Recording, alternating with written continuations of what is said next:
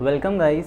आज की वीडियो में हम कवर करने वाले हैं क्लास 10th का एक चैप्टर है, chapter number 3, pair of linear equation in two variables. हम उसमें कॉन्सेप्ट समझते हैं उनके कि क्या कॉन्सेप्ट हैं, क्या क्या हम उसमें पढ़ सकते हैं, वो सारे के सारे हम इसमें देखना शुरू करते हैं। चलिए स्टार्ट करते हैं।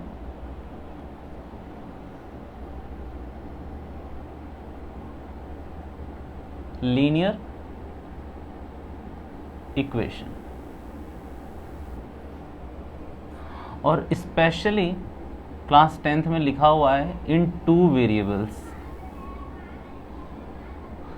सबके मतलब आपको धीरे धीरे क्लियर कराते जाऊंगा मैं। सबसे पहले ये देख लेते हैं कि पॉइंट्स टू बी कवर्ड, कि हमें इसमें कवर क्या क्या करना है।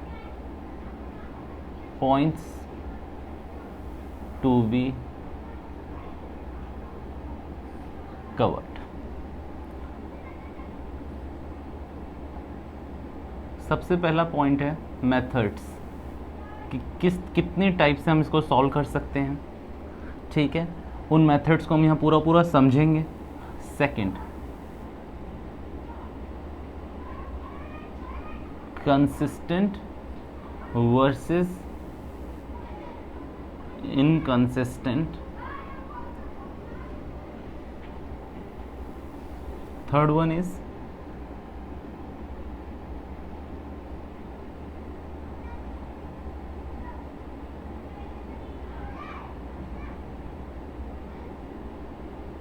Graph presentation. ये 3 पॉइंट्स हमें करने हैं। इस 3 पॉइंट्स में आपका पूरा का पूरा ये एक्सरसाइज 3rd खत्म हो जाएगा। ठीक है, सबसे पहले बात करते हैं मेथड्स की, कि मेथड्स हमें इसमें कौन कौन से पढ़ने हैं। ठीक है, सबसे पहला जो मेथड पढ़ना है हमें वो है सब्स्टिट्यूशन मेथड।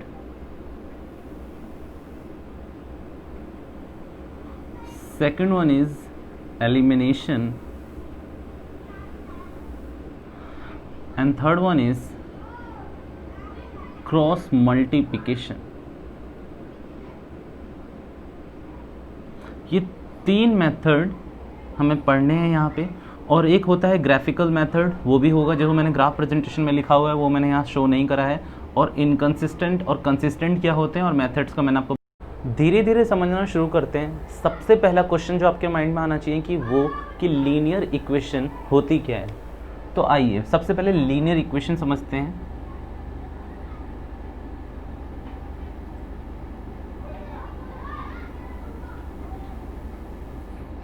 लीनियर इक्वेशन, और जो क्लास 10th में है आपकी, वो 2 वेरिएबल्स के लिए है। मैं 2 वेरिएबल्स के लिए ही आपको इसकी डेफिनेशन बताऊंगा। ऐसी इक्वेशन जिसमें कोई 2 वेरिएबल्स दे रखे हों, किसी 2 कॉन्स्टेंट्स के साथ या कॉन्स्टेंट्स के साथ 2 वेरिएबल्स दे रखे हों 2 कॉन्स्टेंट्स के संग, और उनका कोई रिजल्ट आता हो, लाइक लेट अस से z, और z भी क्या है, इसमें कांस्टेंट है। मींस कोई वैल्यू है, ये 1 2 3 4, उसे कांस्टेंट कहते हैं, कोई वैल्यू है। क्या कहा मैंने, लीनियर इक्वेशन 2 वेरिएबल्स के लिए। लीनियर इक्वेशन 2 वेरिएबल्स के लिए वो होती है एक ऐसी इक्वेशन जिसमें 2 वेरिएबल आपको दे रखे हो। तो इसमें जो वेरिएबल हैं x और y, वो हमारे क्या हैं, वेरिएबल हैं। और देखो x के संग एक कांस्टेंट लगा हुआ है, वो है 2, और y के संग एक कांस्टेंट लगा हुआ है 3, और z तो कोई कांस्टेंट वैल्यू है, लेटेस्ट से कि ये 4 5 6 कुछ भी है, उसे हम कहते हैं लीनियर इक्वेशन। आपको जो आपकी बुक में दे रखे होंगे वो दे रखे होंगे set of linear equation. Set of means क्या, आपको 2 लीनियर इक्वेशन दे रखी होगी, क्योंकि किसी भी एक लीनियर इक्वेशन को सॉल्व नहीं करा जा सकता। सिर्फ हम कहें कि ये एक लीनियर इक्वेशन है, 2x + 3y इक्वल्स टू, हम कहते हैं 0 है, इसको आप सॉल्व करो, वी कांट सॉल्व इट, हम इसे सॉल्व नहीं कर सकते। रेदर हमें क्या दिया होता है, हमें एक और एजम्पशन पे बेस्ड एक और वैल्यू दे रखी होती है। लेटेस्ट से कि हमें दे रखा है x + y = 5, हमें 2 इक्वेशन दे रखी होगी, इसे कहा जाता है सेट ऑफ लीनियर इक्वेशन। ठीक है, आप लीनियर इक्वेशन की परिभाषा समझ गए 2 वेरिएबल्स के लिए, कि जिसके संग 2 वेरिएबल्स होंगे, किसी भी 2 कांस्टेंट के संग। अब आप कहोगे कि इसमें तो कांस्टेंट है नहीं, ऑब्वियसली यहाँ पर एक 1 कांस्टेंट है और 1 है। मैंने ये नहीं कहा कि कितना बड़ा कांस्टेंट होगा, मैंने ये कहा कि 2 वेरिएबल्स के संग 2 कांस्टेंट लगे होंगे और वो एक इक्वेशन होगी, उसे हम कहते हैं लीनियर इक्वेशन। ठीक है, तो लीनियर इक्वेशन का मैंने आपको फंडा बता दिया कि क्या है, लीनियर इक्वेशन किस तरीके से दे रखी होती है, वो मैंने आपको बताया कि लीनियर इक्वेशन, कोई भी एक लीनियर इक्वेशन सॉल्व नहीं होती, हमें सेट दिए हुए होने चाहिए, 2 3 कितने भी दे रखे हो हम सॉल्व कर सकते हैं। ठीक है, मेथड्स के बारे में मैं आपसे अभी जिक्र करूंगा थोड़ी देर में कि ये तीनों मेथड्स क्या हैं। सबसे पहले हम समझने की कोशिश करते हैं कंसिस्टेंट वर्सेस इनकंसिस्टेंट, कि कंसिस्टेंट और इनकंसिस्टेंट क्या है। Consistent versus inconsistent.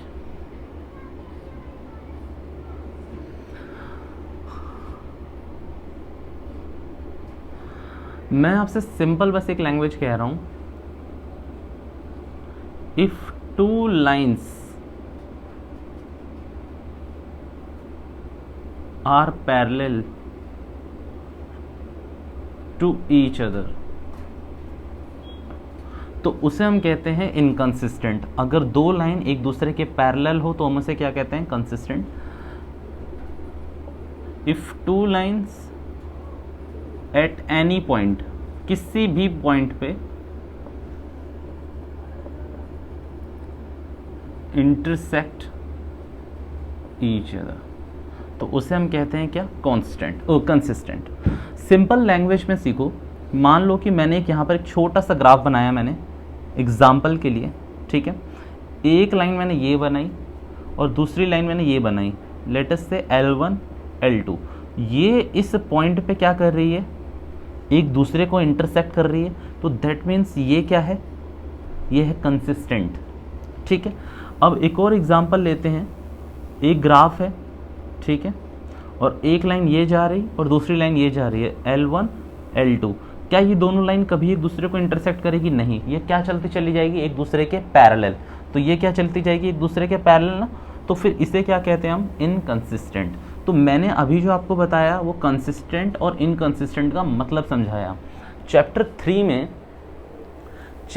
3 में हमारे पास भरपूर क्वेश्चन है, जिसमें हमें बताया हो, हमें क्या दिया होगा, हमें 2 लीनियर इक्वेशन दी गई होगी और उसमें हमें अपने फॉर्मूले या जो भी मैं अभी आपको बताऊंगा वो लगाकर हमें बताना है कि वो कंसिस्टेंट है या फिर इनकंसिस्टेंट है। तो 2 तरीके हैं, या तो हम लाइन ड्रॉ करें, ठीक है, लाइन कैसे ड्रॉ होगी मैं वो भी बता रहा हूँ आपको, छोटा सा हिंट दूंगा मैं आपको, और दूसरा एक फॉर्मूला बेस्ड होता है जिससे हम पता करते हैं कि ये कंसिस्टेंट है या नहीं। देखो सिंपल बात है, लाइन ड्रॉ करना जो आपको मैं सिखाऊंगा वो मैं आपको सिखाऊंगा ग्राफ प्रेजेंटेशन में।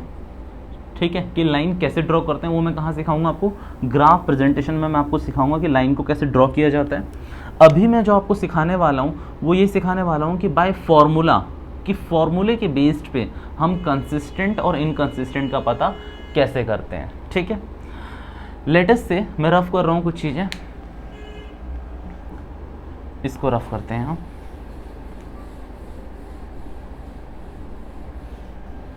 ठीक है,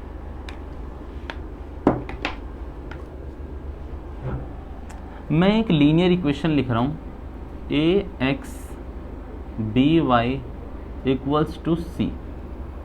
ठीक है, फिर यहाँ मैं कुछ लिख रहा हूँ, a1 x1 b1 y1 and c1। ये 2 अलग अलग लीनियर इक्वेशन है, linear equation first, linear equation second. अब मुझे इसमें बस क्या पता करना है, कंसिस्टेंट है या इनकंसिस्टेंट है। आप सिंपल एक चीज़ देख लो, बस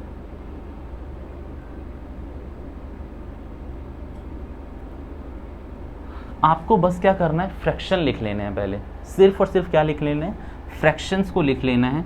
मैंने कुछ नहीं करा, मान लो जो a x के संग जो कांस्टेंट लगा हुआ है x के संग, वो ही मैंने यहाँ लिख दिया, x1 के संग जो कांस्टेंट लिखा हुआ है वो मैंने यहाँ लिख दिया, सेम मैंने यहाँ करा और सेम मैंने यहाँ पर इक्वल्स टू में जो लगे थे उनके संग किया। अब सिंपल हमें क्या करना है कि मतलब बताना है कि कंसिस्टेंट है या इनकंसिस्टेंट है, ध्यान से देखना। ठीक है, अब इसमें कंसिस्टेंट और इनकंसिस्टेंट देख लेते हैं कि क्या होते हैं। ये मैंने आपको बता दिया कि रेशियोज को फ्रैक्शंस में कैसे लिखना है, किस कॉन्स्टेंट्स को फ्रैक्शंस में लिखना है। अगर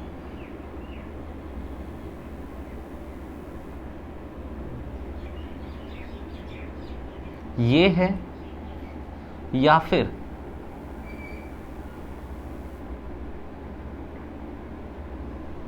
तो इन दोनों सिचुएशन में आप इसे कहोगे कि ये क्या है, कंसिस्टेंट है। क्या है, कंसिस्टेंट है। बट अगर कोई ऐसी सिचुएशन अराइज होती है जिसमें ये नॉट इक्वल्स टू इसके आता है, जो आपकी इक्वेशन की दूसरी तरफ लिखा रहता है यानी कि राइट हैंड साइड पे, तो इसे आप कहोगे ये इनकंसिस्टेंट है। ये क्या है, इनकंसिस्टेंट है।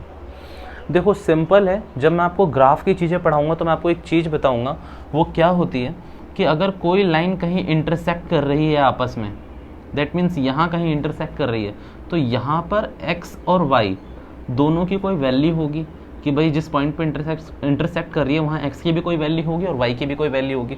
तो वहाँ से क्या होता है, हमारा ये सॉल्यूशन निकल आता है कि भाई ये सॉल्यूशन है। बट इनकंसिस्टेंट के केस में, जूम आउट करो ना, इनकंसिस्टेंट के केस में जो दो पैरेलल लाइंस होती है वो कभी इंटरसेक्ट नहीं करती। पैरेलल लाइंस का मतलब ही ये है कि वो कभी आपस में इंटरसेक्ट नहीं करेगी, और जब वो दो लाइन कभी इंटरसेक्ट नहीं करेगी तो उनका कोई कॉमन इंटरसेक्टिंग पॉइंट बनेगा ही नहीं, तो उसका कोई सोल्यूशन नहीं होता। ठीक है, जैसे जैसे आप चैप्टर में आगे जाएंगे आपको 3.5 में आगे पूछा गया है कि आपको बताना है कि ये जो इक्वेशंस हैं इसमें इनमें यूनिक सॉल्यूशन आएगा, नो सॉल्यूशन आएगा, या इनफिनिट सॉल्यूशंस आएंगे। तो ये कैसे बताते हैं वो भी मैं आपको इसी वीडियो में बता रहा हूँ, ध्यान से देखना। अगर कंसिस्टेंट है, ये मैं आपको रेड मार्कर से लिख के दिखा दे रहा हूँ, अगर ये है तो आंसर होता है हमारा यूनिक सॉल्यूशन, कि भाई एक ही सॉल्यूशन होगा और वो एकदम करेक्ट होगा, यूनिक सॉल्यूशन। बट अगर ये चीज है तो हम कहते हैं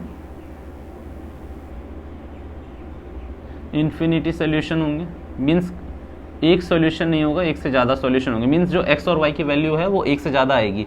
कैसे होती है वो भी बता देता हूँ, ठीक है। और इस वाले में कोई सॉल्यूशन ही नहीं आता, इसको हम कहते हैं नो सॉल्यूशन। क्यों?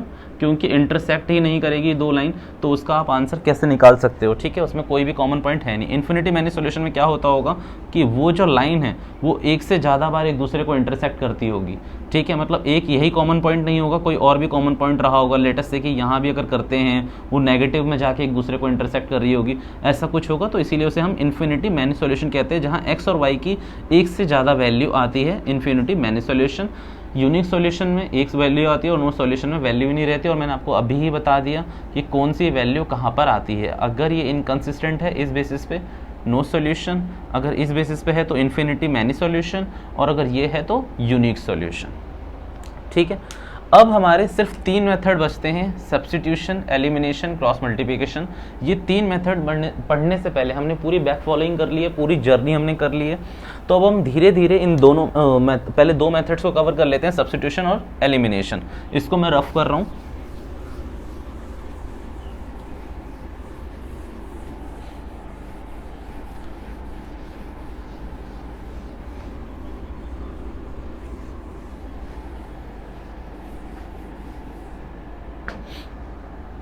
अब दोनों मेथड्स को देखना शुरू करो।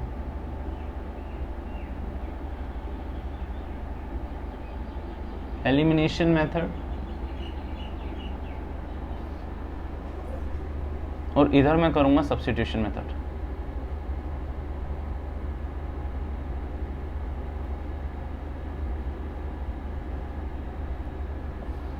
ठीक है, दोनों मेथड, इक्वेशन एक ही रख रहा हूं मैं कॉमन। कोई भी सिंपल सी इक्वेशन में एज्यूम कर रहा हूं, x plus y equals to 3, 2x minus 4y equals to 20। थोड़ी बड़ी ले लेते हैं, ठीक है, बड़ी नहीं, कुछ भी ले लो, 10 ले लो, ठीक है।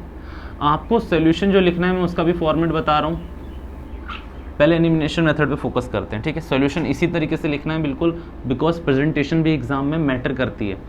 x plus y equals to 3, 2x minus 4y equals to 10, equation first, equation second. Elimination method है।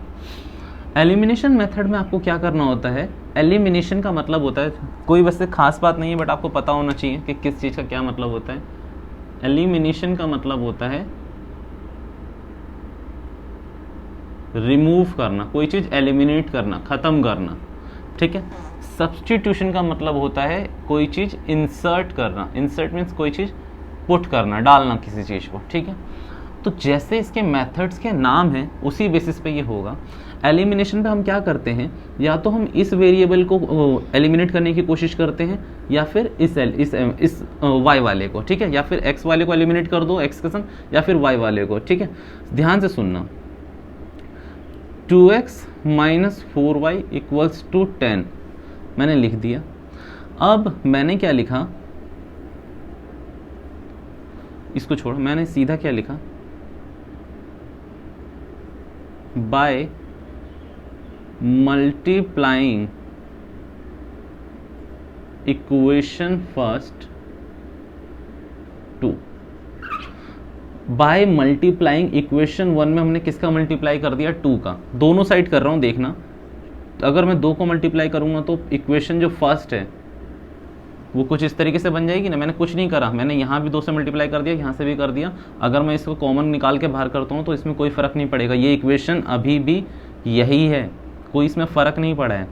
बट हुआ क्या, अब इसके बाद 2x plus 2y equals to 6 को जब मैं इसकी दूसरी इक्वेशन लिखता हूँ 2x minus 4y equals to 10, और क्या करता हूँ मैं इसके साइंस को अपोजिट कर देता हूँ। लेटेस्ट से यहाँ प्लस का साइन है तो यहाँ नेगेटिव, यहाँ माइनस का साइन है तो प्लस, यहाँ प्लस का साइन है तो माइनस। क्या कर दिया मैंने, साइंस को रिवर्स कर दिया, मतलब उल्टा कर दिया। अगर प्लस है तो माइनस, माइनस है तो plus. 2x minus 2x 0 cut गया, एलिमिनेट हो गया। 2y प्लस 4y, ये माइनस को यहाँ कंसिडर मत करने ना, 2y प्लस 4y यानी कि 6y। 6 माइनस 10 कितना आएगा, माइनस का 4 आएगा, ठीक है। y की वैल्यू आ रही है माइनस 2/3। सिंपल है, अभी समझते जाओ, मैं आगे से दोबारा रिपीट कर दूंगा। आपने क्या करा, ये y की वैल्यू आ गई, सिंपल है, इसको किसी भी इक्वेशन में पुट कर दो, इक्वेशन 1 और इक्वेशन 2 किसी में भी पुट कर दो, और पुट करते हैं x plus y equals to 3। अब इसकी वैल्यू हम डाल रहे हैं तो देखो 3 माइनस, ये माइनस माइनस उधर जाके प्लस हो जाएगा, और x की वैल्यू आ रही है 11/3। चलो टेक अ डीप ब्रेथ लो और समझना शुरू करो दोबारा से। एलिमिनेशन का मतलब होता है क्या, रिमूव करना, कि कोई चीज़ आपको एलिमिनेट करनी है इस मेथड में। तो हुआ क्या, आपको कुछ नहीं हुआ, आपने ये देखना है कि जो x के संग कांस्टेंट लगा हुआ है या जो y के संग लगा हुआ है उसको रिमूव कर दो। या तो x वाले को करना है या y वाले को, दोनों रिमूव हो गए तो कोई सॉल्यूशन ही नहीं आएगा, फिर वो नो सॉल्यूशन में चला जाएगा। कोई भी एक चीज़ रिमूव होगी, या x वाली रिमूव होगी या फिर y वाली रिमूव होगी, ठीक है।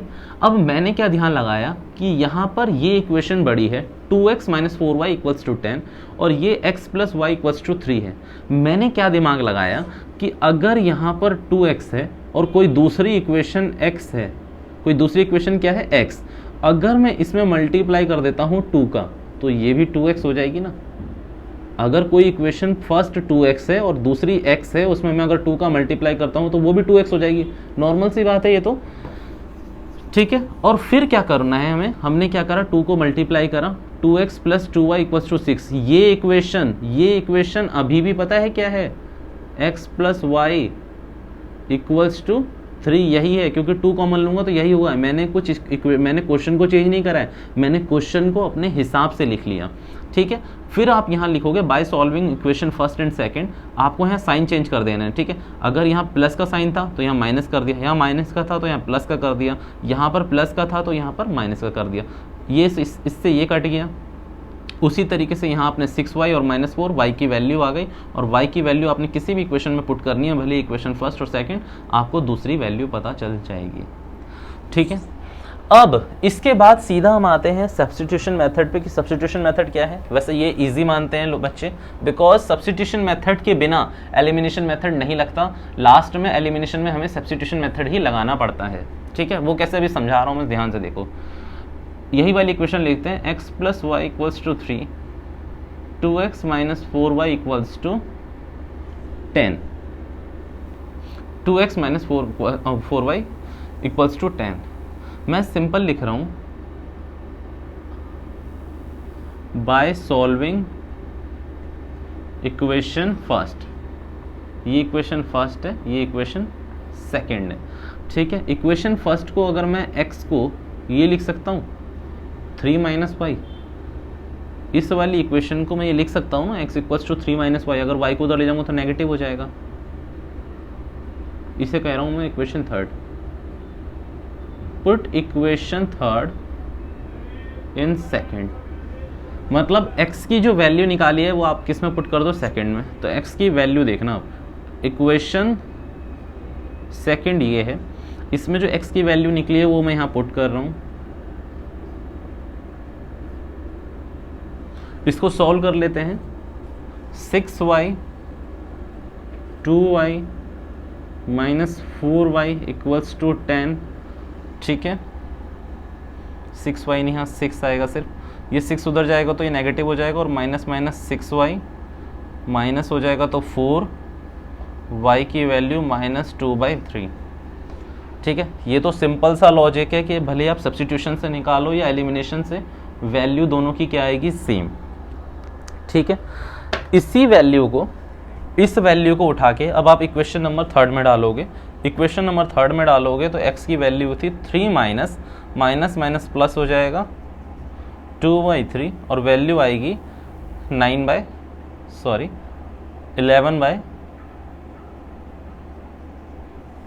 x की भी सेम वैल्यू आई है। मैंने आपको सब्स्टिट्यूशन और एलिमिनेशन मेथड बता दिए।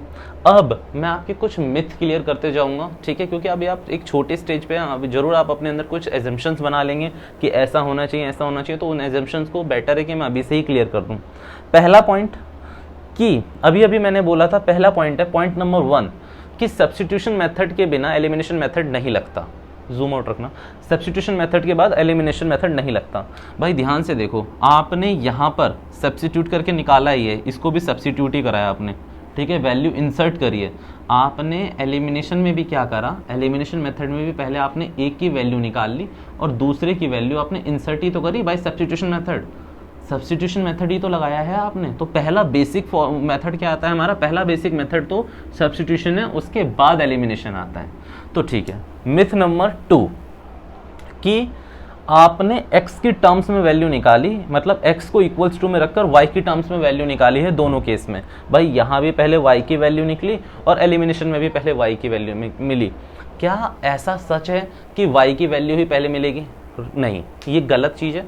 ऐसा नहीं है कि y की मिलेगी। अगर मैं यहाँ पर y को इधर छोड़ के y equals to 3 minus x लिखता तो भी बात सेम ही पड़ती। तो मैं y की टर्म्स में सॉल्व, x की टर्म्स में सॉल्व करते जाता, x की वैल्यू मिलती और x की वैल्यू को मैं पुट करता और y की वैल्यू मिलती। मिथ नंबर 3 कि मान लो ये कभी इक्वल्स टू में सॉल्व हो ही नहीं रहा। मान लो कि हुआ क्या कि इधर देखो, यहाँ कहीं लिखा हुआ है, मान लो 9x plus 4y equals to 6, और इधर लिखा हुआ है 6x plus 7y equals to 10।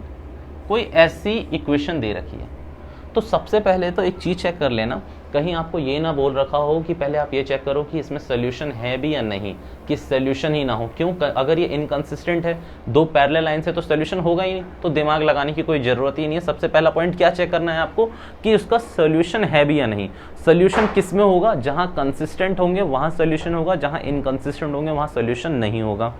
तो पॉइंट नंबर 2 कि यहाँ पर एलिमिनेशन मेथड कैसे लगाएं, तो साफ है एलिमिनेशन मेथड हर जगह नहीं लगता कि आप एलिमिनेशन मेथड को हर जगह लगा दो। एलिमिनेशन मेथड के लिए एलिमिनेट करना जरूरी है, रिड्यूस्ड खत्म करना जरूरी है। अगर वो यहाँ पर कॉन्ट्राडिक्ट है सिचुएशन, मीन्स ये खत्म हो ही नहीं सकता। भाई कुछ भी ऐसा मल्टीप्लाई कर लो, जो 9 में मल्टीप्लाई कर लो, 6 में मल्टीप्लाई करो, वो एलिमिनेट होगा ही नहीं, x भी नहीं होगा, y भी नहीं होगा, तो फिर एलिमिनेशन मेथड लगाने का कोई फायदा नहीं है। ठीक है, अगर क्वेश्चन ने स्पेशली आपके एग्जाम में बोला हुआ है कि एलिमिनेशन मेथड लगाना है, तभी आपको यूज करना है एलिमिनेशन मेथड, अदरवाइज आप फोकस सब्स्टिट्यूशन पे ही करना। और अगर आपको प्राइमा फेसाई पहले से ही दिख रहा है कि हाँ इसमें तो एलिमिनेशन मेथड लग सकता है, देन यू कैन प्रोसीड। ठीक है, तो पॉइंट नंबर 3 भी क्लियर हो गया हमारा। पॉइंट नंबर 4, क्या सब्स्टिट्यूशन मेथड और एलिमिनेशन मेथड से सिर्फ इसी एग्जाम्पल में सेम आंसर आया है या सब में सेम आएगा? सब में सेम आता है, सब में सेम आता है। भले ही वो सब्स्टिट्यूशन हो, भले ही वो एलिमिनेशन हो, भले ही वो क्रॉस मल्टीप्लिकेशन हो, या भले ही वो ग्राफिकल मेथड हो, इन चारों से आप अपने लीनियर इक्वेशन को सॉल्व कर सकते हैं और चारों में एग्जैक्टली सेम आंसर आएगा। अगर नो सॉल्यूशन है तो वो नो सॉल्यूशन ही रहेगा, भले ही आप कोई भी कॉन्सेप्ट लगा लें उसका कोई सॉल्यूशन नहीं निकल के आएगा, बिकॉज कोई भी दो लाइन जो पैरेलल जा रही है एक दूसरे के, उसमें कुछ भी नहीं कर सकते आप सॉल्यूशन के लिए। ठीक है, तो यही हमारे मेथ थे कुछ जो हमने क्लियर कर लिए। अब सब्स्टिट्यूशन मेथड को एक बार और रिपीट करा देता हूँ। एलिमिनेशन में मैंने करा दिया है आपको, ठीक है, कि किस तरीके से आपको कोई चीज़ एलिमिनेट करनी होती है। बस इसमें एलिमिनेशन में क्या याद रखना है कि आपको या तो x को एलिमिनेट करना है या y को, और साइन को चेंज करना है, तभी तो एलिमिनेट होंगे ना। सिंपल चीज़ है, सिंपल चीज़ देख लो। 2x + 2y = 6, 2x - 4y = 10। अगर मैं इसमें साइन को चेंज नहीं करता तो ये कटता ही नहीं। 2x से 2x तो माइनस से ही कटेगा ना, और लेटेस्ट से अगर यहाँ माइनस होता तो प्लस से कट जाता। तभी तो मैंने कहा कि साइन को उल्टा कर देना, इसीलिए साइन को उल्टा करना पड़ता है। एलिमिनेशन में कुछ है ही नहीं, आपको सिर्फ चीज़ों की फेरबदल करनी है। लाइक अगर x की वैल्यू उधर ले जाओ, फिर उसे इक्वेशन 2 में डालो। ठीक है, एक और मिथ मेरे मन में आ रहा है जो बच्चे सोच रहे होंगे कि मान लो आपने ये इक्वेशन 3 लिखी और आपने लिखा कि पुट इन इक्वेशन 2 की इक्वेशन 3 को सेकंड में डालो, आपने फर्स्ट क्यों नहीं लिखा? ये आपका क्वेश्चन आ रहा होगा, फर्स्ट क्यों नहीं लिखा? क्यों नहीं लिखा मैंने? इसका सिंपल आंसर है क्योंकि जो इक्वेशन 3 है ना, वो मैंने फर्स्ट से ही तो डिराइव करी है। जो इक्वेशन 3 है वो इक्वेशन फर्स्ट से ही डिराइव करी है, और उसे अगर मैं इक्वेशन फर्स्ट में डाल दूंगा तो कोई सोल्यूशन ही नहीं बनता, कोई सोल्यूशन नहीं बनेगा, घूम फिर के आप यहीं पहुंच जाओगे, कोई फर्क, कोई फायदा ही नहीं होगा उसका। ठीक है, तो यहाँ तक अभी हमने 2 मेथड क्लियर कर लिए हैं। आगे की वीडियोस में आपको और भी वो मेथड्स मिल जाएंगे, जैसे कि क्रॉस मल्टीप्लिकेशन और graphical method. Thank you so much.